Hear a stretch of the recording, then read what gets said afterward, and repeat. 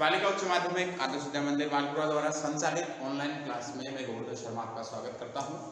हम कक्षा 10 सामाजिक विज्ञान विषय का छठा अध्याय केंद्र सरकार पढ़ रहे थे, सेंट्रल गवर्नमेंट। उसके अंदर जो है हमने संसद के दोनों सदन, राष्ट्रपति और उपराष्ट्रपति जो है वो पढ़ लिया था। और आज भारतीय संघ का जो अध्यक्ष होता है, शासन का जो अध्यक्ष होता है, उस शासन की व्यवस्था या व्यवस्थापिका के अध्यक्ष को जो है हम पढ़ेंगे। राष्ट्रपति को हमने पढ़ लिया था, उपराष्ट्रपति का निर्वाचन को पढ़ लिया था। हमें क्या पढ़ना है? प्रधानमंत्री पढ़ना है। चलिए दोस्तों, संसदात्मक शासन व्यवस्था के अंतर्गत प्रधानमंत्री की संविधान भवन रूपी व्रत खंड की मुख्य शिला होती है। मतलब इसका जो मेन है वो कौन है? प्रधानमंत्री होता है। आगे हम बात करें मंत्रिपरिषद का जो निर्माण है,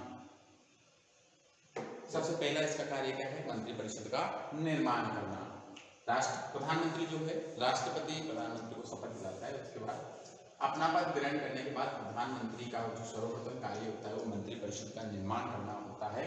प्रधानमंत्री ही निर्णय करता है कि वैधानिक सीमा के अंतर्गत रहते हुए मंत्रिपरिषद के कितने मंत्री हो और कौन कौन मंत्री हो। वैधानिक सीमा जो संविधान के आधार पर निर्धारित है कि कितने % मंत्री होने चाहिए, तो उन मंत्रियों का जो है वो क्या करता है, कितने मंत्री होने और कौन कौन मंत्री होना है, नियुक्ति करता है। ठीक है, मतलब इनका निर्माण करता है, नियुक्ति तो राष्ट्रपति ही करता है। मंत्रियों के विभागों का जो बंटवारा और परिवर्तन होता है वो प्रधानमंत्री अपनी इच्छा से करता है। मंत्रियों के विभागों का बंटवारा करते समय भी प्रधानमंत्री स्वैच्छिक रूप से कार्य करता है और प्रधानमंत्री द्वारा किए गए अंतिम विभाग वितरण पर साधारणतः कोई आपत्ति नहीं की जाती। इसके ऊपर कोई आपत्ति नहीं कर सकता। प्रधानमंत्री जो है इनके अंदर विभागों का बंटवारा कर सकता है। मंत्रिपरिषद जो है इसके कार्य का संचालन ये भी प्रधानमंत्री के द्वारा होते हैं। प्रधानमंत्री मंत्रिपरिषद की बैठकों का सभापति और मंत्रिमंडल की समस्त कार्यवाही का संचालन करता है। मंत्रिपरिषद की बैठक में उन्हीं विषयों पर विचार किया जाता है जिन्हें प्रधानमंत्री सूची, कार्यसूची या एजेंडे में रखता है। देखो मंत्रिपरिषद होती क्या है और मंत्रियों के कुछ प्रकार होते हैं, उसको हम देख लेते हैं। यहाँ पे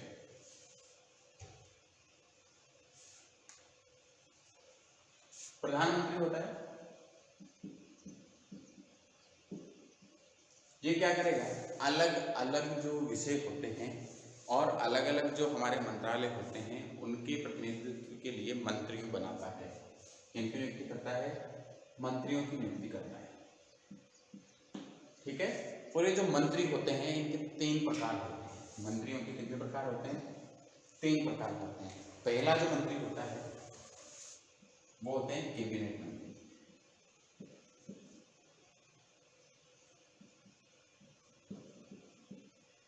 कैबिनेट मंत्री जो अपने विभाग के सर्वे सर्वा होते हैं। इन कैबिनेट मंत्रियों की सहायता के लिए जो है राज्य मंत्री कौन होते हैं? राज्य मंत्री होते हैं। ठीक है, और फिर होते हैं उप मंत्री। इस प्रकार मंत्री जो हैं उनके 3 प्रकार के होते हैं, केंद्रीय मंत्री, राज्य मंत्री और उप मंत्री। आगे चलिए,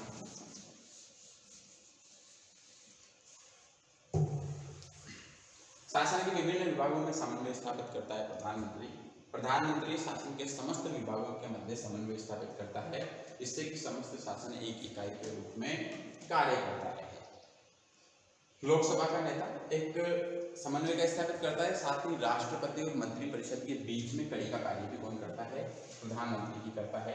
लोकसभा का नेता होता है, लोकसभा के अंदर लोकसभा का नेता किस प्रकार होता है? वैसे लोकसभा अध्यक्ष तो अलग होते हैं, लेकिन लोकसभा का नेता इस प्रकार होता है कि लोकसभा में जिस पार्टी को बहुमत होता है उस पार्टी के एक व्यक्ति जो उसका मुखिया होता है उसे राष्ट्रपति प्रधानमंत्री के रूप में चुनता है। तो लोकसभा जो है वहीं से प्रधानमंत्री चुना जाता है। तो लोकसभा का जो प्रधानमंत्री या उसका जो नेता होता है वो प्रधानमंत्री होता है, उस रूप में भी जो है कार्य करता है। प्रधानमंत्री संसद या मुख्यतः लोकसभा का नेता होता है और कानून निर्माण के समस्त कार्य में प्रधानमंत्री ही नेतृत्व करता है।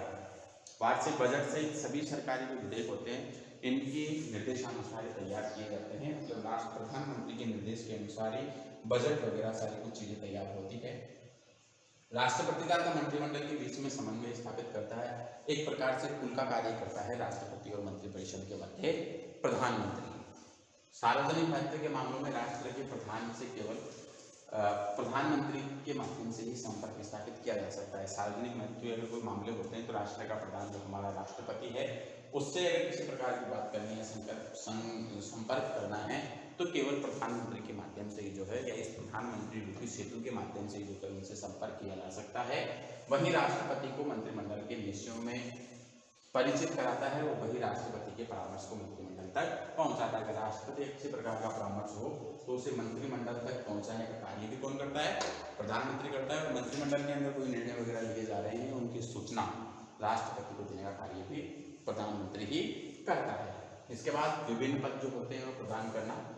संविधान द्वारा राष्ट्रपति को जिन पदाधिकारियों की नियुक्ति का अधिकार होता है, व्यवहार में उनकी जो नियुक्ति होती है वो राष्ट्रपति स्वविवेक से नहीं बल्कि प्रधानमंत्री के परामर्श से करता है। राष्ट्रपति से नियुक्तियां संबंधित जो हमने शक्तियां पढ़ी थी, कौन कौन सी शक्तियां?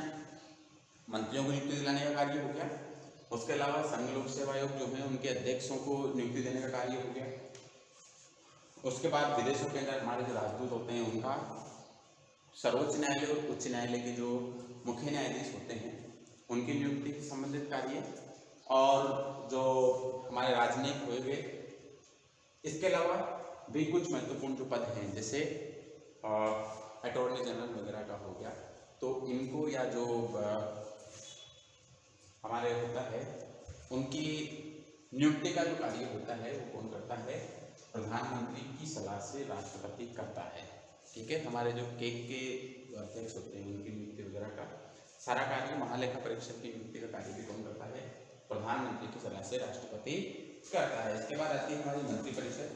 मूल संविधान के अनुच्छेद 74 में उपबंधित है कि राष्ट्रपति जो है उसके कार्यों में संपादन में सहायक और परामर्श देने के लिए मंत्रिपरिषद होगी, जिसका प्रधान कौन होगा?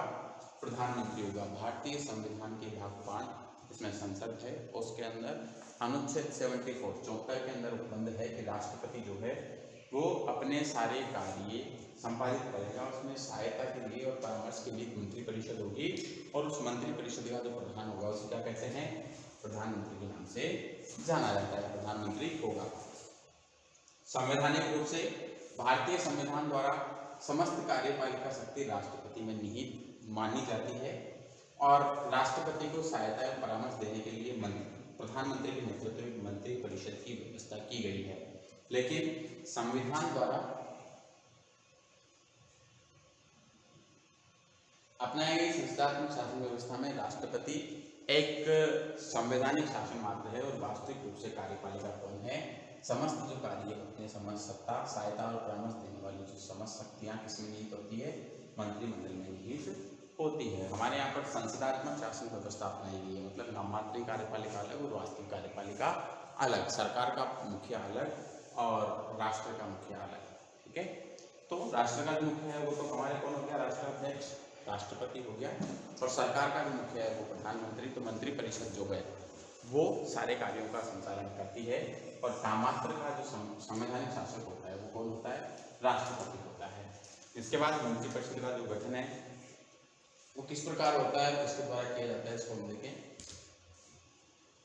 प्रधानमंत्री की जो नियुक्ति होती है अनुच्छेद 75 के अनुसार प्रधानमंत्री की नियुक्ति राष्ट्रपति द्वारा हुई, तथा अन्य मंत्रियों की नियुक्ति जो है वो राष्ट्रपति द्वारा प्रधानमंत्री के परामर्श से की जाएगी। प्रधानमंत्री जिस प्रकार का परामर्श देगा उसके आधार पर अन्य मंत्रियों की नियुक्ति करेगा राष्ट्रपति, क्योंकि प्रधानमंत्री को ही शक्तियां प्राप्त है मंत्रियों के अंदर विभाग का बंटवारा करने का, कौन व्यक्ति कितने समय तक मंत्री रहेगा या नहीं रहेगा, या उनके अंदर जो सारी चीजें विभाजन करने का कार्य होता है वो प्रधानमंत्री का होता है, और प्रधानमंत्री की सलाह से जो राष्ट्रपति होता है वो उन सबको नियुक्तियां देता है। संविधान के अनुसार राष्ट्रपति प्रधानमंत्री की नियुक्ति करता है। प्रश्न पूछा जा सकता है कि प्रधानमंत्री की नियुक्ति कौन करता है? तो राष्ट्रपति के द्वारा जो है प्रधानमंत्री की नियुक्ति की जाती है। प्रधानमंत्री द्वारा मंत्रियों का जो चयन होता है वो होता है। अन्य मंत्रियों की नियुक्ति के संबंध में संवैधानिक स्थिति यह है कि राष्ट्रपति प्रधानमंत्री की राय से अन्य मंत्रियों की नियुक्ति करेगा, लेकिन व्यवहार में राष्ट्रपति प्रधानमंत्री के परामर्श को मानने के लिए बाध्य नहीं है। राष्ट्रपति जो है वो प्रधानमंत्री के परामर्श को मानने के लिए बाध्य नहीं है। राष्ट्रपति चाहे तो प्रधानमंत्री का जो परामर्श है उसे मान सकता है और नहीं चाहे तो उसे नहीं भी स्वीकार कर सकता। इसके बाद जो है